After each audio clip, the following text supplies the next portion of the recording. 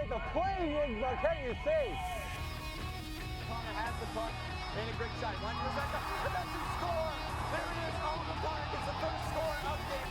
It's Burley hit the three. Leo scores. Back another way for the Raiders. Burley shot. Score! Trophy Gordon slides the back of the net from the faceoff circle, and with 1:14 to go, the Raiders take a 3-2 lead. And welcome back to an all-new Black-Red Blitz. As always, I'm your host, Rebecca Cahn. Well, what better way to kick off a new episode than with hockey at Babson for one of the oldest rivalries in high school sports. It's Needham versus Wellesley. For the Raiders, getting shut out by Walpole in their home opener wasn't fun, that's for sure. But the best way to erase that loss would be a win over the Rockets. Well, the last 4 contests between these two teams, the Raiders have dominated Needham.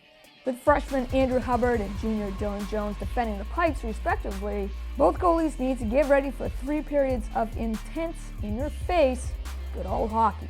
Stuck seeing zeros on the scoreboard for the first 13 minutes or so of this opening period, all that changes with 1:23 on the clock, and Wellesley on an offensive zone face-off. Ryan Keeter fights for the puck and deflects off Sam Keenan's stick and high in the air. And Michael Simmering right there drives it home past Jones for the first score of the game. Wellesley has a 1-0 advantage as we head into the second. But as we hit the 2:30 mark in this second period, the Rockets still facing down a 1-goal deficit, waste no time on this power play. David Jacobs to Seth Jacobs, whose centering pass finds Tom Facchetti for the one-timer score and ties it all up here at 1-1. Of course, every season when Needham scores against Wellesley, it's tradition that you'll see some weird, slimy, what the heck is that thing, squid, that gets thrown on the ice by a fan after a Rockets goal. And cue the shovel. Yeah, it's funny, but what if Needham never scores? Are you stuck hiding that slimy stinkfest the whole game? That would be hilarious. Back to the action though, as we're still locked in at 1-1 late in this third period, minutes quickly ticking away. Not wanting to settle for a tie against their rivals, co-captain Zach Dowdy steps up and changes that. Dowdy sees the loose puck, sets and fires a top shelf glove side past Jones for the game-winning goal. What a clutch score for Zach Dowdy, as the Raiders just didn't let that chance pass them by. The whole team is loving it. Raider crazies? Well, even more. Wellesley holds on for the remaining 2:38 left, and as the final whistle blows, well, let the celebrating begin. A win always feels good, but when it's against your rivals you love to hate, well, that just makes it that much sweeter. Great way for Wellesley as a team to respond after being shut out by Walpole the game before. Thanks to a goal by Michael Simmering and the game winner by Zach Dowdy, the Raiders take this by the final 2-1 over the Rockets. Very next day, we stay with hockey as it's a rematch between Wellesley and Plymouth, as the girls will be facing the team they sent packing last year in the semifinals. Well, the Raiders will always look back on that win that propelled them to the state finals as probably one of their top memorable games ever played. I think it's safe to say that Plymouth also hasn't forgotten that loss and have been waiting months for revenge. So the action on the ice begins, and early on you can see the net is going to be a pain for Wellesley. You couldn't ask for this Raider team to come out more aggressive offensively, but as Bridget Noonan's shot hits post, the puck is lost by Kat Lombardo, but still doesn't get buried. It's unfortunately a frustrating preview to come of a net that decides tonight to be awfully picky. The effort for sure is there, but giving due credit to Lombardo as well, the stingy net as yet doesn't bring any results. And so the Blue Eagles, spending most of this opening period in the defensive zone, finally get their chance right here. Puck loose in the crease. Jordan Colbert tries to bring it in, can't, but Kelsey Ruther does, and Plymouth has a 1-0 advantage. Well, already in these first 3 games of the season, the Raiders have faced a 1-goal deficit in every one of them, and calmly fought their way back into it. But as Wellesley still gets some great chances here in the next 2 periods, we see bad bounces, near misses, and solid goaltending by Kat Lombardo. Honestly, I feel like the Raiders should be up by 2 or 3 goals here at least, not still being shut out here at 1-0 as we head to the final frame. But again, this team does not panic. And just a minute into this third, Raiders don't waste this chance. Crashing the boards, Olivia Vernon frees the puck back inside. Emily Rourke wide open, takes it to the net, and somehow the puck gets around and past Lombardo, and Rourke buries it for the equalizer. And against this Plymouth team, why not have the game-tying goal be a crazy-looking score? Outstanding defense all game, starting with Alyssa Semino in net, who was lights out after allowing that first goal. And the rest of the line's going all out defensively, all the way from protecting the crease to solid clearouts. The body's just flying and diving on the ice, blocking shots like it's no biggie. Blue Eagles get one last shot at the go-ahead score right here with just seconds to spare, but thankfully Alyssa Semino snares the puck, and there's no chance she's letting it go. That helps preserve the tie here, and a 1-1 draw would be the final, as the Raiders fell down early again, but tied it with a clutch goal by freshman Emily Rourke.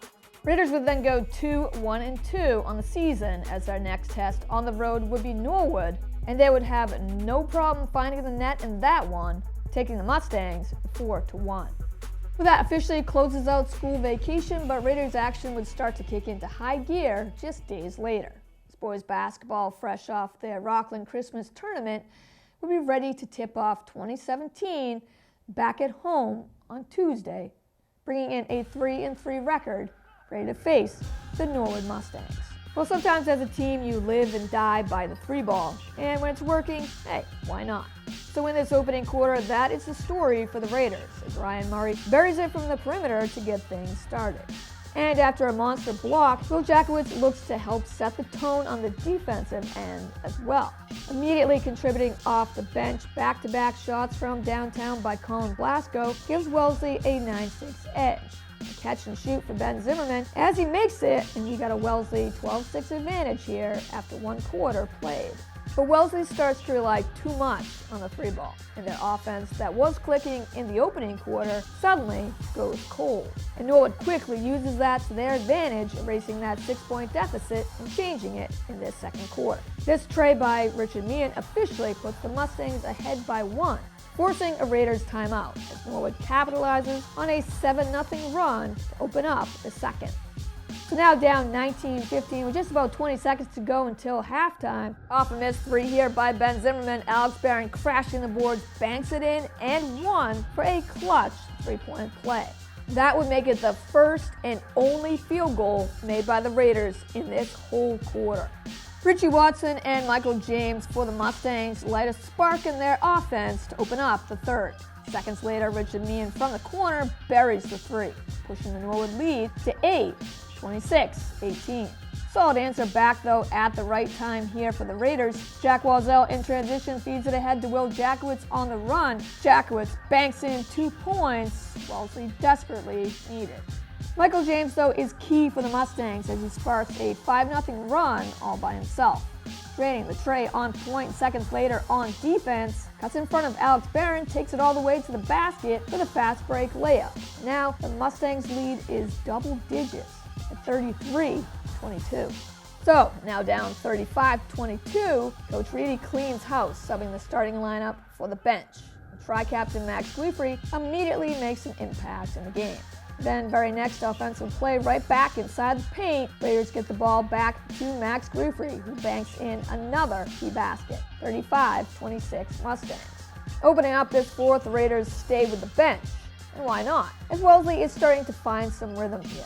And that continues on this play here as Owen D'Oliveira gets open on the move in the paint and nets the first 2 points of this quarter. And the Raiders are now down by 7. Off a missed 3 by Maylee Sinclair, Max Guifrey finds air, somehow keeps possession alive, back out to freshman Anthony Lumley. Lumley calmly sets, fires it, top of the key, and drains it. And Norwood's big lead is suddenly not looking so big. What a difference in this game as Wellesley stopped relying on the outside shots, instead worked hard inside the paint, taking it to the basket. Down by 6, it's the little things done away from the ball. Will Jackowitz lays down a screen that frees up Ben Zimmerman. And yeah, this time you take the 3. Zimmerman does, and he doesn't miss at all. Timeout on the floor once again. Wellesley isn't giving up just yet, down 39-36. And so forcing a turnover, Raiders get the key basket here as everyone is contributing. despite a great hard-fought effort by these Raiders in the second half that in the end unfortunately fell just short. Somehow Mustangs hold on to their lead. Richard Meehan drains the downtown dagger right here. Raiders cannot come back from that, as Wellesley falls to 3-4 on the season, losing by the final 46-40. So we close out these highlights exactly where we started, back at Babson for boys hockey, as the Raiders would look for their second win in a row at home, as they also faced off against the Norwood Mustangs. Now last season, Norwood wasn't good. Actually, they were horrible. They never won a game all season. But this year already, the Mustangs have won twice. So for Wellesley, this isn't an automatic win by any means. In their last game at home, Raiders goalie Andrew Hubbard earned his first start in net and did a solid job defending the pipes. Co-captain Zach Doughty was the hero last week, bearing the game winner against the Rockets. So who will step up here tonight? Well, we wouldn't get the answer until the third period, as Andrew Hubbard was lights out between the pipes, denying Mustangs throughout the game. Norwood's goalie Austin Reardon also did his part to defend the net on his end as well. So we are scoreless as we head to the final frame. Well, the Raiders have had their chances, but now on this power play, they gotta strike, and they do just that. Crashing the boards, Joey Simmering shoots the puck, finds net off a stick deflection that looks to be by Jack Hughes. Hughes seems to think so as well, but the goal is awarded to Michael Simmering. Either way, it's a Raiders power play goal, exactly what Wellesley needed right here. And now the lead is 1-0 with just about 11 minutes left in this game. We all know in hockey the game can change in just seconds. So while a 1-0 lead here is great, Wellesley quickly looks to put this game away for good. Getting possession back along the boards, Tommy Lieberman feeds it ahead to Bo Picking. Picking with speed, finds separation, fires it past PJ Hennessy, save Austin Reardon. The rebound's out, and Bo Picking buries the putback for the dagger. It's 2-0 Raiders, and with nothing getting past Andrew Hubbard in net tonight, it's not looking good at all for the Mustangs. 2-0 is the final, as the Raiders improve to 4-1. The Raiders shut out the Mustangs, as 2 goals late in this third was all that Wellesley needed. Well, that does it for this episode, but there are plenty of more exciting games coming your way right here on Wellesley Media. And of course, you can catch up on all the highlights right here on Black Red Blitz.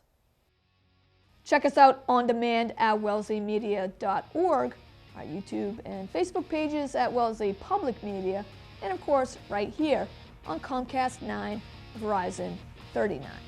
This is Black Red Blitz. Thanks for watching. Go Raiders.